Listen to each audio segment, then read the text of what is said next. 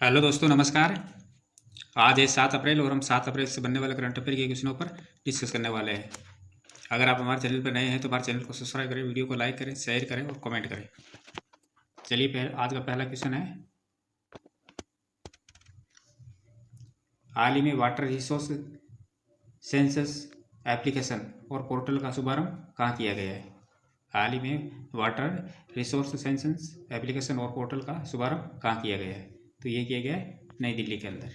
कहाँ किया गया है? नई दिल्ली में। 3 अप्रैल को नई दिल्ली में जल संसाधन जनगणना या वाटर रिसोर्स सेंसस एप्लीकेशन और पोर्टल का शुभारंभ किया गया है। केंद्रीय जल शक्ति मंत्री CR पाटिल ने श्रम शक्ति भवन नई दिल्ली में इसका शुभारंभ किया है। इस पोर्टल का उद्देश्य है सिंचाई के लिए जल उपयोग, जल बजट आदि के नीति निर्माण के लिए डेटाबेस तैयार करना है। नेक्स्ट क्वेश्चन है, हाल ही में 11वीं ब्रिक्स पर्यावरण मंत्रियों की बैठक कहाँ आयोजित हुई है? हाल ही में 11वीं ब्रिक्स पर्यावरण मंत्रियों की बैठक कहाँ आयोजित हुई है? तो ये हुई है ब्राज़ील के अंदर। कहाँ हुई है? ब्राज़ील के अंदर। 3 अप्रैल को ब्राज़ील के ब्रासिलिया में 3 अप्रैल को ब्राज़ील के ब्रासिलिया में 11वीं ब्रिक्स पर्यावरण मंत्रियों की बैठक आयोजित हुई है और इस बैठक में ब्रिक्स देशों के बीच जलवायु परिवर्तन एजेंडा को आगे बढ़ाने पर जोर दिया गया है। और इस बैठक में पर्यावरण, वन और जलवायु परिवर्तन मंत्रालय के अतिरिक्त सचिव श्री अमनदीप गर्ग ने भारतीय प्रतिनिधिमंडल का नेतृत्व किया है। नेक्स्ट क्वेश्चन है, हाल ही में एशियन क्रिकेट काउंसिल के नए अध्यक्ष किसे बनाए गए हैं? हाल ही में एशियन क्रिकेट काउंसिल के नए अध्यक्ष किसे बनाए गए हैं? ये बनाए गए मोहसिन नकवी को। किसको बनाया गया? मोहसिन नकवी को।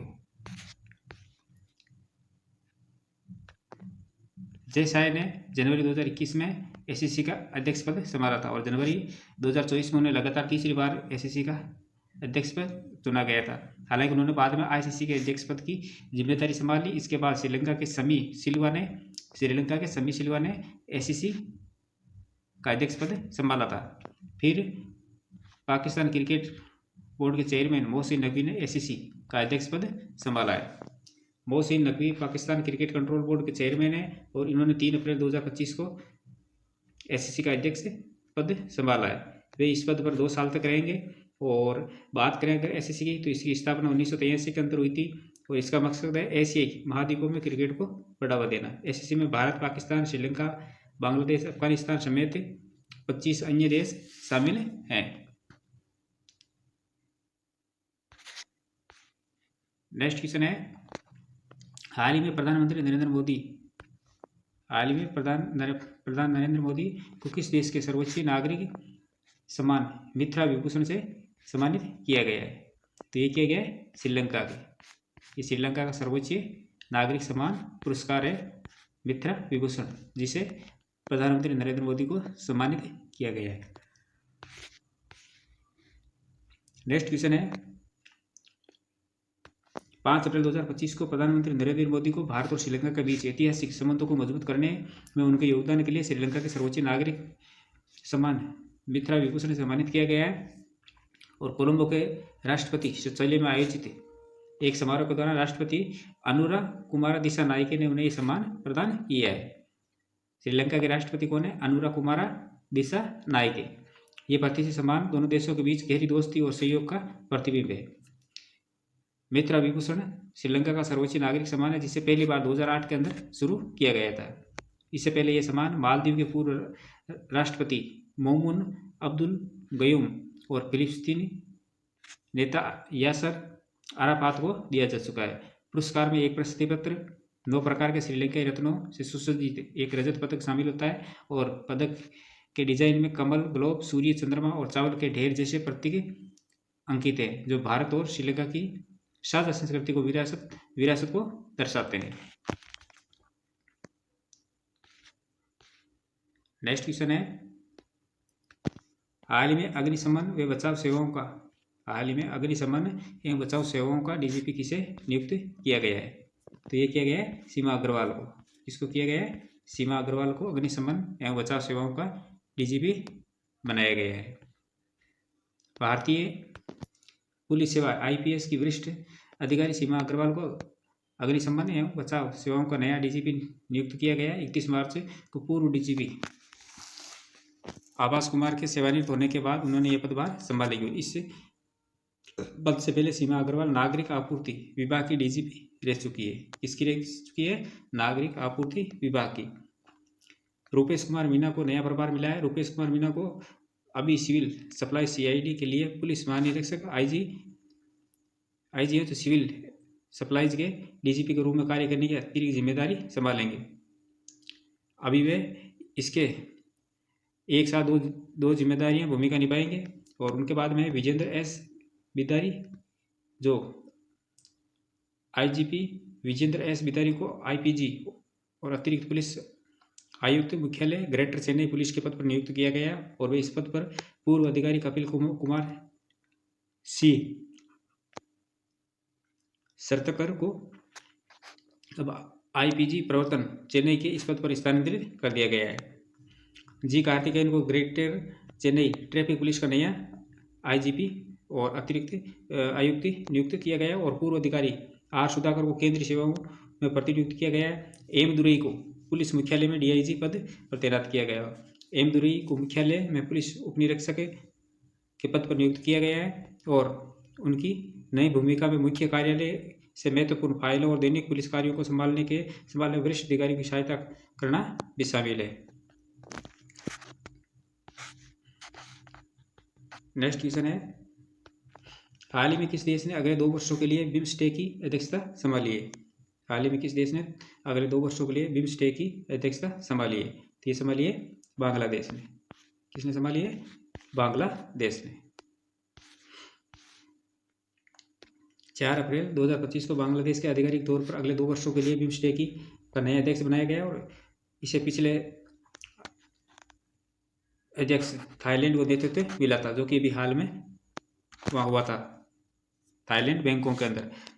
बांग्लादेश के मुख्य सलाहकार मोहम्मद यूनुस ने अध्यक्षता स्वीकार की। बिम्स्टेक क्या है? तो बिम्स्टेक का फुल फॉर्म है bay of Bengal initiative for multi sectoral technical and economic corporation है। ये बंगाल की खाड़ी के पास स्थित 7 देशों का समूह है। ये देश बांग्लादेश, भूटान, भारत, म्यांमार, नेपाल और श्रीलंका और थाईलैंड है और ये समूह व्यापार, अर्थव्यवस्था और क्षेत्रीय स्थलों को बेहतर बनाने के लिए मिलकर काम करता है। बैंकॉक के अंदर 6ठा शिखर सम्मेलन हुआ था बिम्स्टेक का। 6ठा शिखर सम्मेलन 2022 पिछले शिखर सम्मेलन में 3 साल बाद बैंकॉक थाईलैंड के अंदर आयोजित किया गया है। कौन से नंबर का? 6 नंबर का। शिखर सम्मेलन का विषय था प्रॉस्पेरस रेसिलिएंट एंड ओपन बिम्स्टेक, ये इसकी विषय था इस साल का। नेक्स्ट क्वेश्चन है, हाल ही में भारतीय रेलवे और किसने automatic wheel profile measurement system के लिए एमओयू किया है? भारतीय रेलवे और किसने automatic wheel profile measurement system के लिए एमओयू किया है? तो ये किया है DMRC, Delhi metro rail corporation. 4 अप्रैल 2025 को भारतीय रेलवे ने दिल्ली मेट्रो रेल कॉरपोरेशन के साथ एक महत्वपूर्ण समझौता हस्ताक्षर किया और इसका लक्ष्य ट्रेन के पहियों की जल्दी और सुरक्षित जांच के लिए automatic wheel profile measurement system नामक स्मार्ट मशीन लगाना है। ये आधुनिक और बेहतर रेलवे रखरखाव की दिशा में एक कदम है। AWPMS का मतलब automatic wheel profile measurement system है। ये एक नई तकनीकी और उन्नत मशीन है जो ट्रेन के पहियों के आकार और स्थिति की जांच करती है। सबसे अच्छी बात यह है कि स्वचालित रूप से और पहियों को छुए बिना काम करती है। सिस्टम लेजर और तेज कैमरों का उपयोग करके वास्तविक समय में पहियों के घिसाव और आकार की जांच कर सकता है। नेक्स्ट क्वेश्चन है कि हाल ही में किस देश ने अंतर्राष्ट्रीय अपराध न्यायालय यानी आईसीसी से हटने का निर्णय लिया है? तो किसने लिया है? ये लिया हंगरी ने। हंगरी ने अंतर्राष्ट्रीय अपराध न्यायालय से हटने का निर्णय लिया है। हंगरी के प्रधानमंत्री विक्टर ओरबान ने 3 अप्रैल 2025 को घोषणा की है कि उनका देश अंतर्राष्ट्रीय आपराधिक न्यायालय से बाहर हो रहा है। हंगरी अंतर्राष्ट्रीय अपराधी न्यायालय से हटने वाला पहला यूरोपीय देश है, जिसकी स्थापना कब हुई थी? 2002 के अंदर हुई थी। अंतर्राष्ट्रीय अपराधी न्यायालय के बारे में बात करें तो 1998 में रोम समिति के प्रावधानों के तहत अंतर्राष्ट्रीय आपराधिक न्यायालय की स्थापना 2002 के अंदर की गई थी। इसकी स्थापना नरसंहार, युद्ध अपराध, आक्रामकता और मानवता के खिलाफ अपराधों के आरोपी व्यक्तियों पर मुकदमा चलाने के लिए की गई है। अंतर्राष्ट्रीय न्यायालय के विपरीत अंतर्राष्ट्रीय संयुक्त राष्ट्र का हिस्सा नहीं है। आईसीजे संयुक्त राष्ट्र का न्यायिक अंग है जो देश के बीच विवादों की सुनवाई करता है। आईसीसी में स्वतंत्र अभियोजक मुकदमा दायर कर सकते हैं। सदस्य हंगरी सहित 125 देश हैं। भारत, रूस, संयुक्त राज्य अमेरिका, चीन, यूक्रेन और इजराइल इसके कुछ प्रमुख देश हैं जो आईसीसी के सदस्य नहीं है। मुख्यालय इसका द हेग, नीदरलैंड के अंदर है।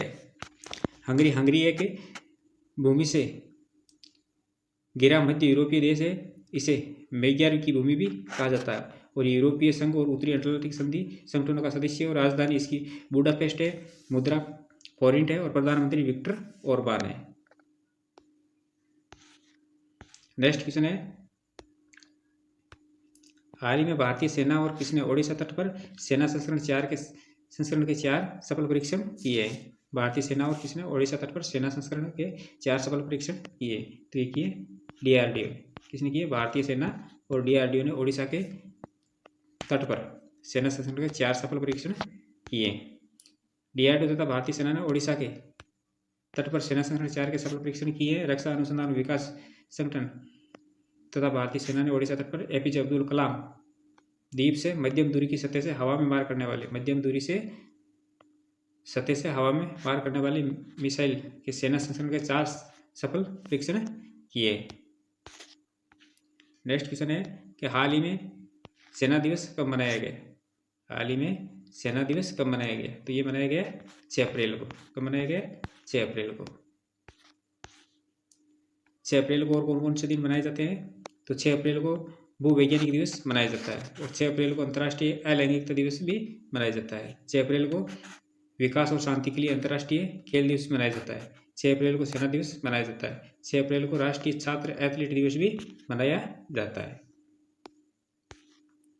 नेक्स्ट क्वेश्चन है कि हाल ही में कहाँ पर नया चोल शिलालेख मिला है? हाल ही में कहाँ पर नया चोल शिलालेख मिला है? तो ये मिला है मदुरई के अंदर। कहाँ मिला है? मदुरई, तमिलनाडु के अंदर।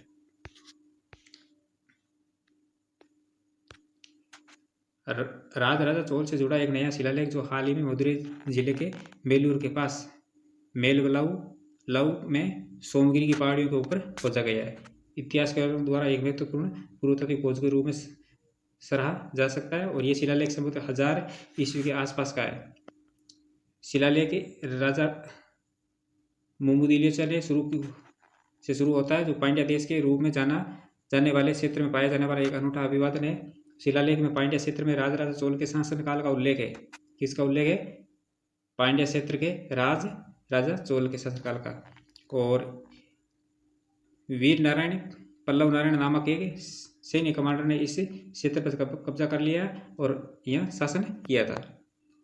इसमें मलयालम शंभू नामक एक व्यक्ति के बारे में बताया गया जिसने उस चट्टान पर सीढ़ियां खोदकर उस स्थान तक पहुंचने की कोशिश की थी जहां मंदिर बनाया गया है।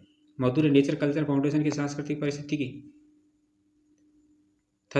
थासन और मंदिर वास्तुकार और मूर्तिकार शोधकर्ता प्रोफेसर पी देवी आयु सेल्व ने हाल ही में एक क्षेत्र के अध्ययन के हेतु दौरान इस शिलालेख की खोज की थी।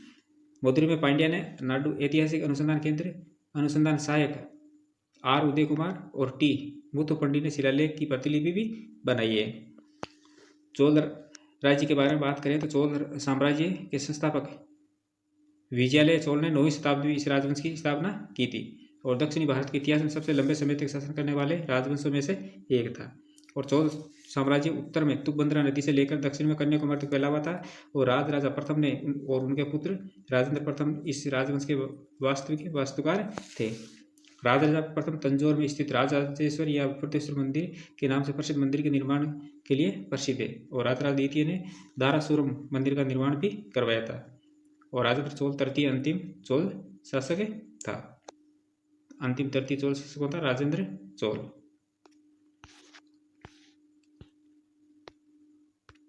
पिछले क्वेश्चनों का रिवीजन कर लेते हैं। हाल ही में स्टार्टअप महाकुंभ 2025 की शुरुआत नई दिल्ली के अंदर हुई है और सुप्रीम कोर्ट ने दिल्ली एनसीआर में पटाखे बनाने, स्टोर करने और बेचने पर प्रतिबंध को 1 साल के लिए बढ़ा दिया गया है।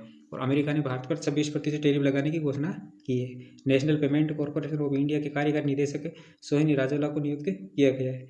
4 अप्रैल को जारी रिपोर्ट के अनुसार नेटवर्क तत्परता सूचकांक भारत का 36वां स्थान है।